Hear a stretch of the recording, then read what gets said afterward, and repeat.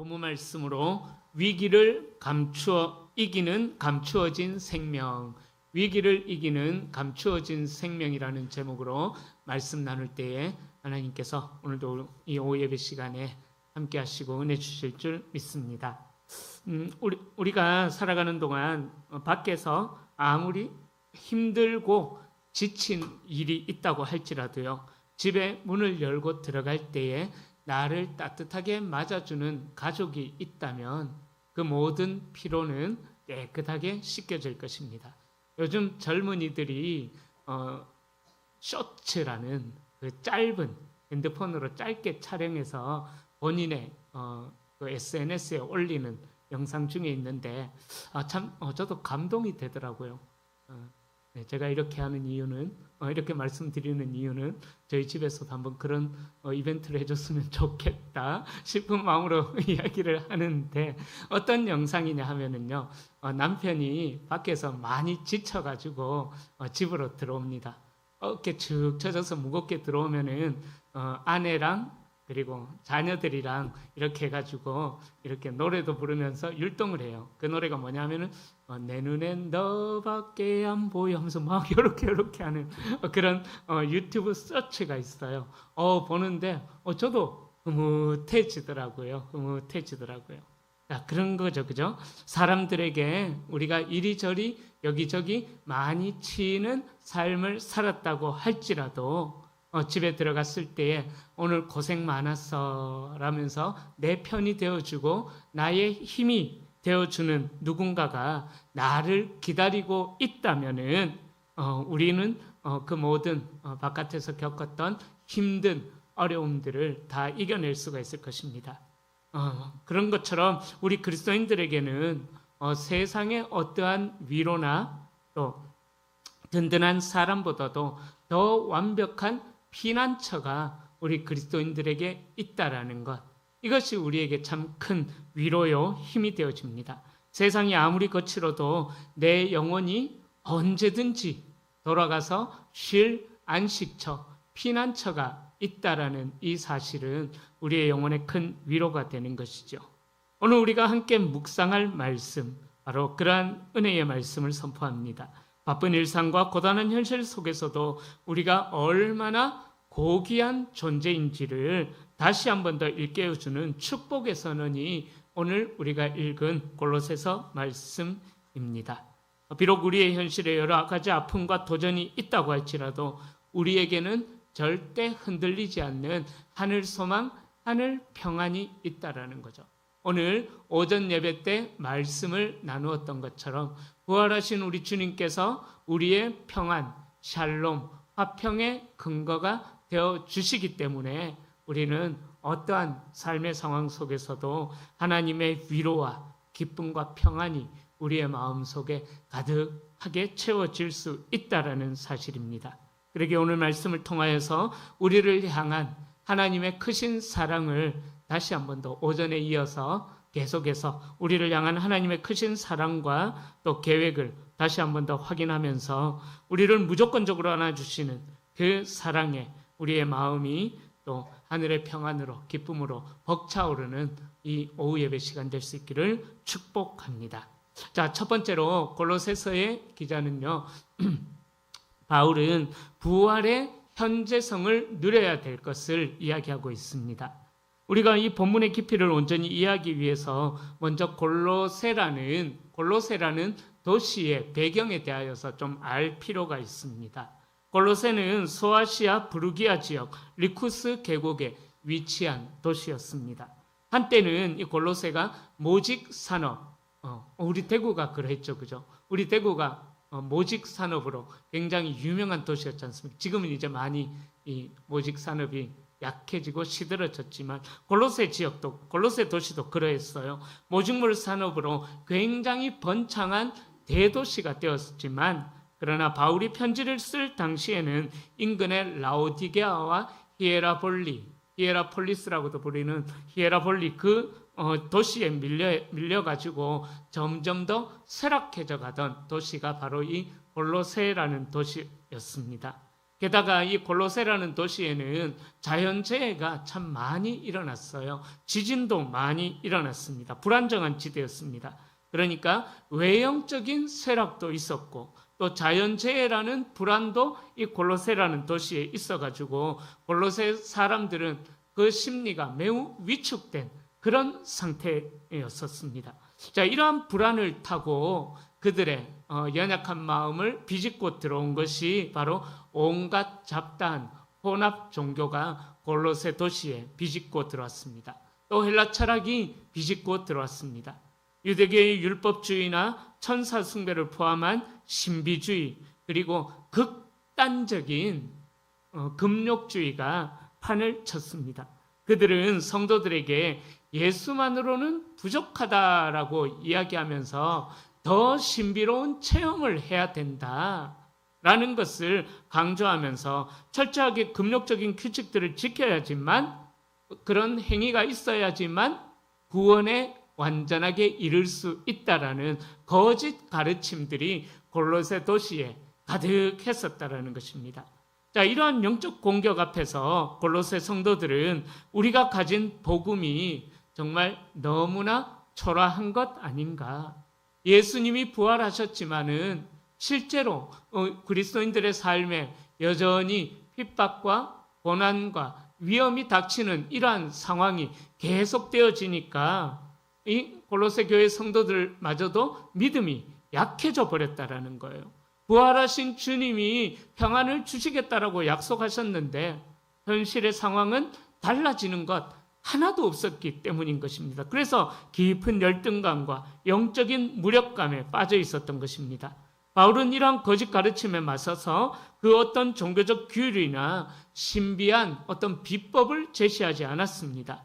대신 그는 골로새 성도들의 정체성을 완전히 뒤흔드는 가장 강력한 원초적인 복음의 선언으로 3장을 시작하고 있습니다. 그래서 그러므로 너희가 그리스도와 함께 다시 살리심을 받았다면 너희가 그리스도와 함께 다시 살리심을 받았다면 이렇게 강력한 복음 선포로 흔들리던 골로새 성도들이 굳건하게 세워지기를 원했다라는 사실입니다.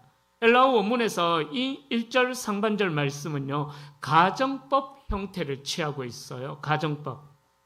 그러니까 실제로는 너희가 그리스도와 함께 다시 살리심을 받았음이 확실함으로 이런 의미가 1절 상반절의 의미인 것입니다. 그래서 본문에서 다시 살리심을 받았다라는 이 단어는요, 또 오늘 문법을 조금 이야기하는데요, 과거 시제입니다. 과거 시제. 그러니까 과거 시제인데, 즉 이것은 앞으로 일어날 막연한 미래의 약속이 아니라 이미 2000년 전 예수 그리스도의 십자가와 부활 사건 안에서 법적으로 종결된 역사적인 사실이다. 그것이 다시 살리심을 받았다라는 말의 의미입니다. 정리하자면은 너희가 그리스도와 함께 다시 살리심을 받은 것은 과거의 시간뿐만 아니라 지금 현재에서도 이루어지는 사건이다. 그래서 우리의 다시 살리심을 받은 사건은 역사적인 사실이다라는 것을, 그래서 우리는 이 믿음 생활할 때에 그 부활의 능력이 우리 안에 있기에, 다시 살리심을 우리가 받았기에 우리는 이 땅에서 능력 있는 삶을 살아갈 수 있는 그런 존재가 되었다라는 것을 바울이 선포하면서 당시 영지주의자들을 포함하여서 여러 헬라 철학 사상들에 휘둘리던 성도들을 위로하고 있는 것입니다. 오늘 우리가 부활주의를 지나고 있습니다. 우리는 흔히 부활을 우리가 죽은 다음에야 경험할 미래적인 사건으로 많이 생각들을 합니다. 그리고 예수님의 부활이었기에 과거에만 있었던 사건, 그래서 현재 내 삶에 이 부활이 어떠한 능력이 있는가, 영향력이 있는가, 특별하게 마음을, 생각을 가지지를 못합니다. 그러나 바울은 단호하게 말합니다. 그리스도인이라는 존재는 예수께서 십자가에 죽으실 때에 내 옛 자아도 함께 죽었고, 그분이 무덤에서 다시 살아나실 때 내 영혼도 그분과 연합하여서 새 생명으로 다시 태어난 자들이다. 다시 살아난 자들이다. 이것이 바로 바울이 이야기하는 우리 그리스도인들이 현재에 누려야 하는 부활의 현재성이라는 의미인 것입니다.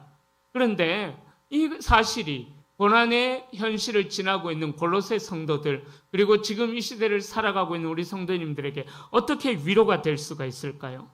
자, 골로새 성도들이 율법주의와 신비주의에 흔들렸던 이유는 그들이 스스로 생각하기를 여전히 우리는 부활하신 주님이 우리의 소망이라고 말은 하지만, 믿고 있고 생각은 하지만, 그러나 율법주의와 신비주의의 유혹에 흔들렸던 이유는 여전히 우리는 땅에 속한 자들이다라는 그 생각에서 벗어나지를 못했다라는 거예요. 자, 그러니까 1절에 이야기하는 그러므로 너희가 그리스도와 함께 다시 살리심을 받은 게 확실한데 너희는 왜 여전히 땅에 속한 자의 삶을 살아가고 있느냐? 바울이 우리에게 그렇게 책망하고 있는 것입니다. 그래서 그들은 자신들의 노력으로 거룩의 사다리를 타고 하늘에 올라가는 헛된 노력을 했습니다. 그러나 바울은 이미 너희들은 하늘의 영원한 생명을 소유한 자들이다라고 선포하면서 말씀을 시작하고 있는 것입니다. 어떤 개척교회 목사님이 교회 이름을 바꾼 사연이 있습니다. 개척교회니까 교회가 크지 않아요. 작은 교회예요. 그러니까 그 교회 다니는 성도님들에게 어느 교회 다니세요? 라고 물어보니까는 그 성도님들이 이야기하기를 그냥 집에서 가까운 교회 다녀요. 그렇게 이야기했다고 합니다. 그래서 왜 그렇게 대답하냐고 이유를 물어보니까 다니고 있는 교회가 작은 개척교회라서 그랬다고 합니다. 그래서 그 교회 목사님이 교회 이름을 집에서 가까운 교회, 모든 성도님들이 다 어느 교회 다니십니까? 그러니까 그냥 집에서 가까운 교회 댕겨요. 그러니까는 목사님이 교회 이름을 그렇게 집에서 가까운 교회로 바꿨다고 합니다. 우리 교회도 그렇게 바꿀까요? 집에서 가까운 교회. 멀리서 오는 성도님들은 그러면 집에서 먼 교회. 네.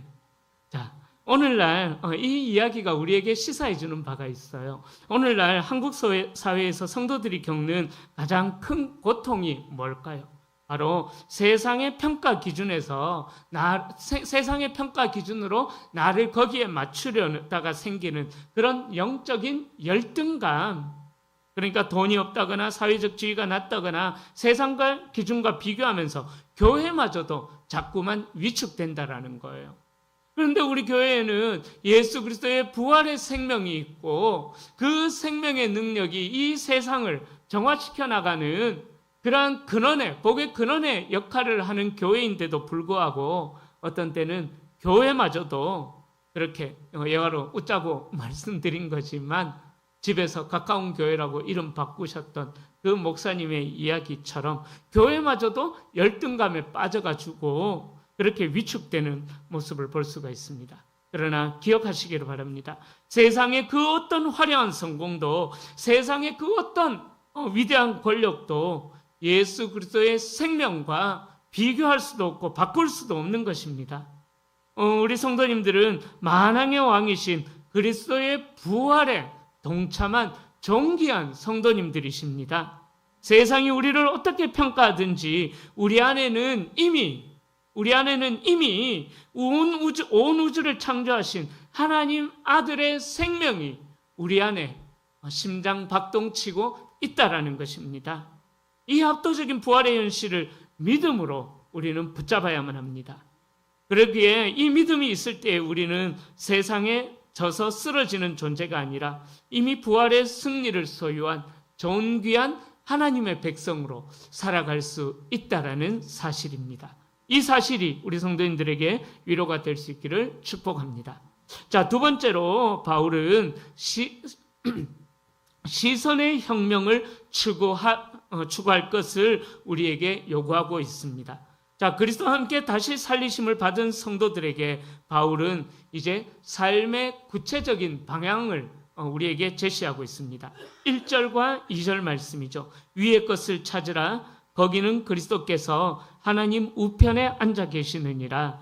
위의 것을 생각하고 땅의 것을 생각하지 말라. 예, 아멘.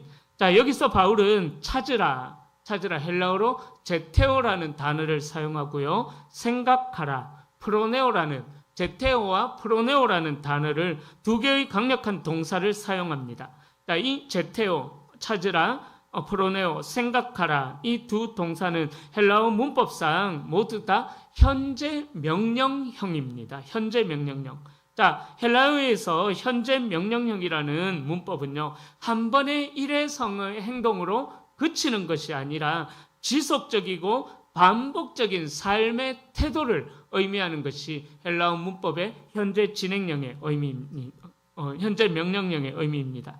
자, 그러니까 우리가 숨을 쉬듯이 매 순간 끊임없이 위의 것을 갈망하고 위의 것에 우리의 마음을 고정해야 된다라는 것을 현재 명령형으로 바울은 우리에게 명령을 내리고 있습니다. 이것은 우리 삶의 방향과 가치관을 완전히 뒤집어 엎는 시선의 혁명, 우리의 가치, 우리의 바라보는 것에 혁명을 요구하는 선언인 것입니다. 자, 그렇다면 바울이 말하는 위의 것, 부활의 생명을 누리며 살아가는 우리들이 추구해야 되는 위의 것은 과연 무엇을 의미하겠습니까? 자, 어떤 이들은 이것을 현실 도피적인 영지주의나 신비주의로 오해합니다. 예를 들자면 이런 거죠. 이 현실 속에서 위의 것을 찾으라 하니까 세상아 잘 있거라 나는 가노라 하면서 어디 깊은 산속에 처박혀가지고 도만 닦고 있는 것처럼, 그 벽 보고 주여 하면서 바라보는 것처럼 세상과 전혀 상관없는 삶을 살아가는 그런 신비주의다라고 오해하기도 합니다. 그러니까 위의 것이라는 말은 이 땅의 것은 모두가 다 더러우니까 오직 저 천국만 바라보면서 마치 구름 위를 걷는 것처럼 살아라, 이런 의미로 오해하고 있습니다. 그러나 절대로 아닙니다. 바울은 친절하게도 그 위가 어디인지를, 어떤 곳인지를 분명하게 설명합니다. 다시 1절에 보면은 그 바울이 이야기하는 그 위라는 곳은요, 그리스도께서 하나님 우편에 앉아 계신 곳이다라고 이야기를 합니다. 자, 그러니까 성경에서 하나님의 우편은 가장 존귀한 자리입니다. 온 우주를 통치하는 주권과 권세자께서 앉아 계시는 자리입니다. 자, 그러니까 우리가 위의 것을 찾고 위의 것을 생각한다라는 말의 의미가 어떤 의미인지 연결이 되어지시죠. 자, 다시 한번 더 바울이 말하는 위라는 것은 하나님 1절에 이야기하는 것처럼 하나님의 보좌 우편에 앉아 계신 예수 그리스도, 그것이 바로 바울이 이야기하는 위라는 것입니다. 그러기에 위의 것을 찾고 위의 것을 생각한다라는 것은 우주 만물의 주권자가 되셔서 지금도 온 세상을 다스리고 계시는 예수 그리스도께 내 가치관, 또 주님의 통치에 내 삶을 맡겨드린다라는 그런 의미가 있는 것입니다. 다시 말씀드립니다. 위의 것을 찾고 생각한다라는 것은 지금도 온 세상을 다스리고 계시는 예수 그리스도의 통치와 그분의 예수님의 가치관을 내 삶의 절대적인 기준으로 삼는 것, 주님의 삶이 내 삶의 기준이 되는 것, 이것이 바로 위의 것을 추구하는 삶이 되는 것입니다.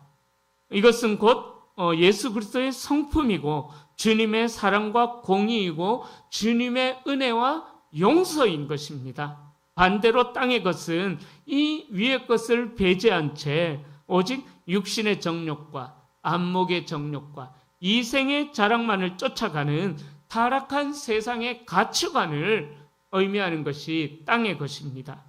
오늘날 한국교회가 세상으로부터 신뢰를 잃어버리고 비난의 대상이 된 가장 결정적인 이유가 바로 여기에 있다라는 거죠. 교회마저도 이 땅의 것을 추구하고 있는 그런 모습들이 있다라는 것입니다. 입술로는 하나님을 믿는다고 말하면서도 실제 삶의 현장에서는 세상 사람들과 별반 차이 없는 똑같이 땅의 것에 목숨을 걸고 교회마저도 그렇게 살아가는 교회들이 있다라는 거죠. 더 개교의 중심이 되어가지고 더 많은 소유를 가지고 더 높은 자리, 더 화려한 성공이라는 세상의 가치관을 교회 안으로 그대로 끌고 들어와서 자랑하는 것이 뭘까요? 교회의 크기를 자랑하고 교회의 성도 수가 얼마나 나오는가를 자랑하고 그 안에 예수 그리스도의 제자가 얼마나 있는가, 그 교회 안에 주님을 닮은 자들이, 위의 것을 추구하는 자들이 주님의 가치관을 내 가치관으로 삼고 그 주님의 말씀을 기준으로 삼아서 살아가는 자들이 얼마나 많은가, 그게 중요한 것이 아니라 교회 등록한 성도의 숫자가 몇 명이고 교회의 외형이 얼마나 크고 화려하고 그런 세상의 가치관을 자랑하는데 골몰하다 보니까는 어찌 보면은 교회가 세상으로부터 비난의 대상이 되어 가고 있다라고 생각을 합니다. 그렇게 시선이 땅에 고정되어 있으니까 조그만 시련에도 쉽게 절망하고 남들과 나를 끊임없이 비교하며 스스로를 갉아먹는 그런 모습들이 있다라는 거죠. 사랑하는 성도님들, 부활주일입니다. 이 부활주일을 지나면서 우리는 시선의 혁명을 일으켜야만 합니다. 땅만 바라보고 걷다 보면은요, 이렇게 땅만 바라보고 걷다 보면 어떻게 될까요? 목 디스크가 걸려가지고 위의 것을 바라볼 수가 없어요. 그죠? 제가 웃자고 하는 이야기지만 땅만 바라보고 걷다 보면은 그렇게 넘어지기 십상입니다. 하지만 고개를 들어서 만물의 주권자이신 그리스도를 바라볼 때 우리는 비로소 이 땅의 환난과 고통을 이길 수 있는 초월적인 부활의 능력을 소유하게 된다라는 사실입니다. 억울한 일을 당할 때 세상의 법이 아닌 하나님의 공의와 그리스도의 용서라는 위의 것을 생각하십시오. 삶의 무게가 너무 무거워서 주저앉고 싶을 때 지금도 하나님 보좌 우편에서 우리를 위해 말할 수 없는 탄식으로 중보 기도하고 계시는 예수님의 기도를 묵상하십시오. 그 그리스도의 임재라는 위의 것을 찾으시기를 바랍니다. 그렇게 우리의 시선이 주님께 고정될 때에 비로소 세상이 줄 수 없는 부활의 평강이 우리 가운데 가득하게 될 줄로 믿습니다. 마지막 세 번째로 바울은 소망의 신비에 대하여서 말씀합니다. 이제 바울은 그 모든 권면의 가장 깊은 신학적 근거이자 우리에게 말할 수 없는 위로와 감동을 주는 소망의 신비를 선포합니다. 3절과 4절 말씀 우리 다시 한 번 더 읽어보겠습니다. 이는 너희가 죽었고 너희 생명이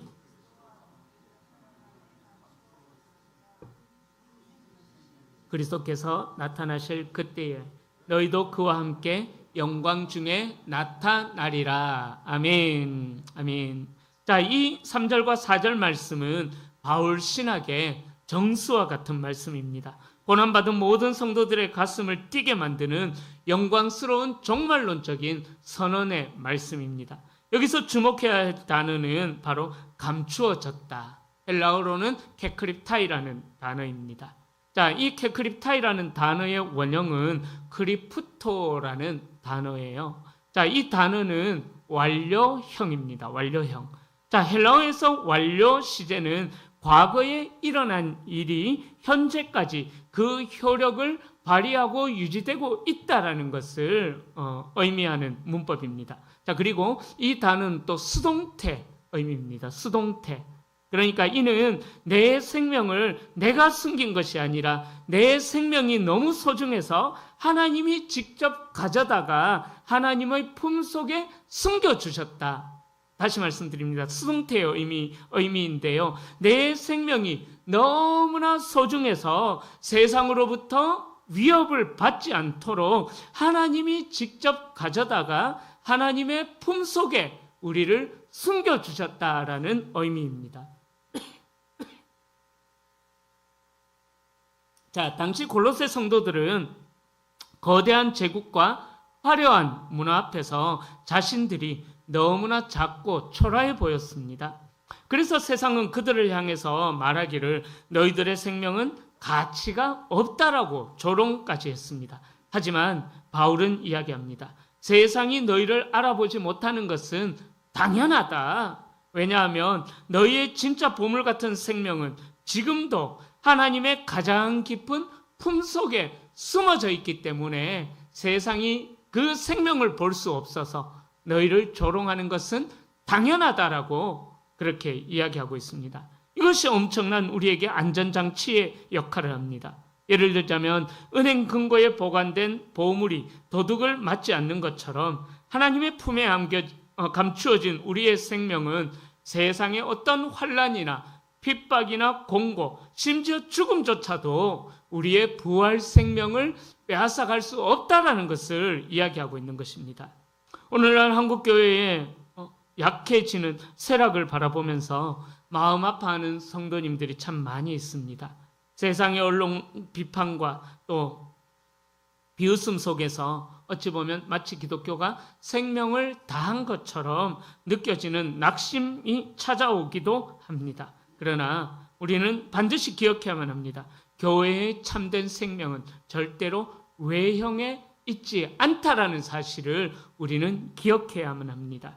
교회의 진짜 생명은 그리스도와 함께 하나님 안에 감추어져 있습니다.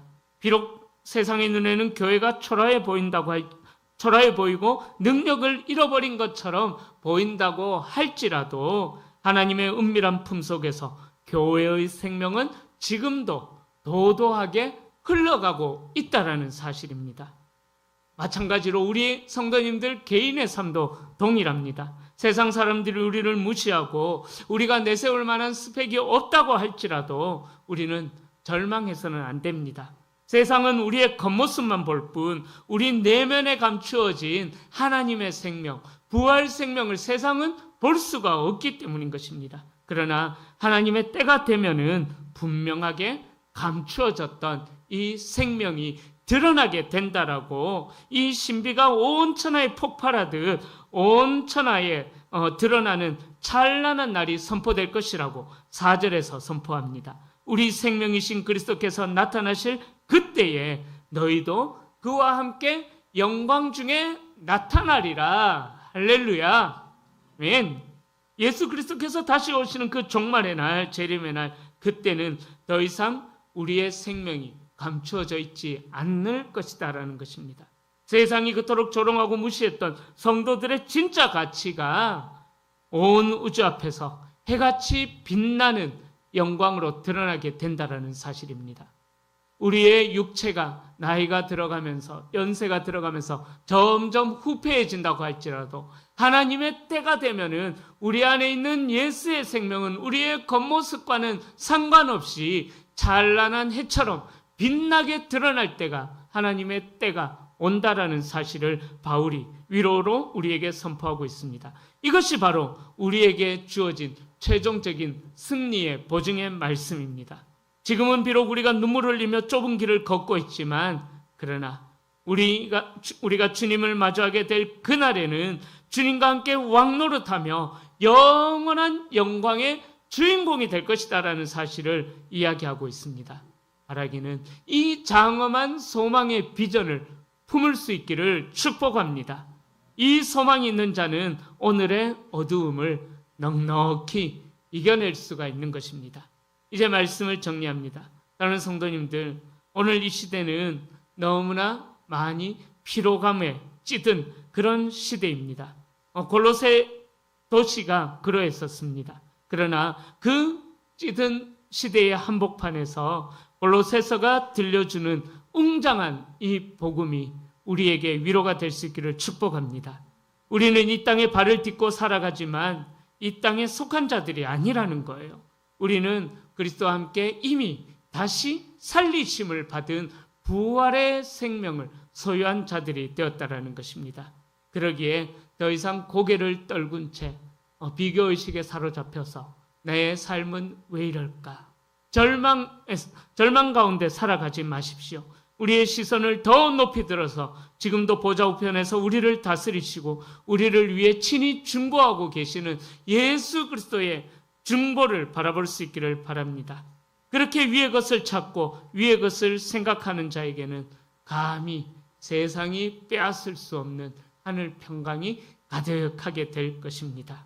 이제 여러분들의 일상이 당당해지기를 축원합니다.